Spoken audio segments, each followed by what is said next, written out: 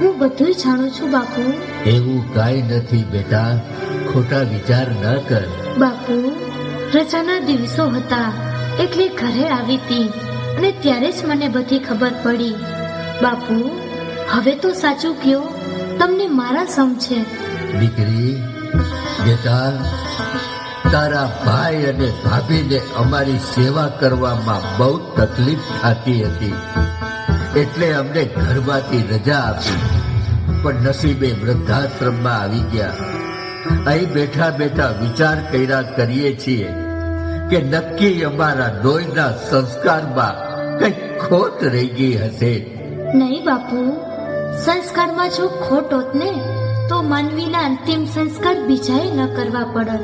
સાચી વાત છે દીકરી, સંસ્કાર તો માની કુખમાંથી મળે છે, પણ આજના સંતાનો સંસ્કાર ભૂલી જાય એમાં મા બાપનો શું વાંક? એમાં વાંક આપણો જ છે, કારણ આપણા જૂના વિચારો કોઈને ગમતા નથી એટલે તકલીફો ઊભી થાય છે. અત્યારે જમાનો સાવ બદલાઈ ગયો છે. 40 લાખના બંગલામાં ફર્નિચર રાખવાની જગ્યા છે, એક મા બાપને રાખવાની જગ્યા નથી. જમાના પ્રમાણે આપણે રહેતા શીખવું પડશે, નહીતર મંદિરો કરતા વૃદ્ધાશ્રમો વધી જશે. સાવ સાચી વાત છે દીકરી. બેટા, ઘરે તો બધા સુખી છે ને? કઈ તકલીફ તો નથી ને? તકલીફ હોત ને તો દોડીને એવા હોત. આજ મોટામાં મોટી કોઈ તકલીફ હોય ને તો તે મા બાપ છે.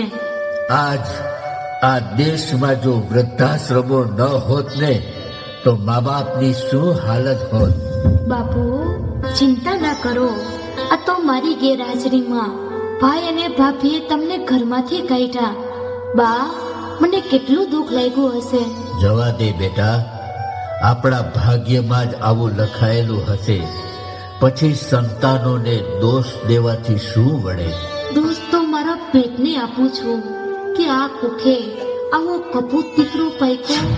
અરે, આવા સંતાનો કરતા તો વાંજિયા રહેવું વધુ સારું. એક બાપ બધું સહન કરી શકે, પણ એક માં પોતાની કુખને દોષ આપી આહુડા પાડે એ મારાથી સહન નથી થતું, અને કરવું પણ શું?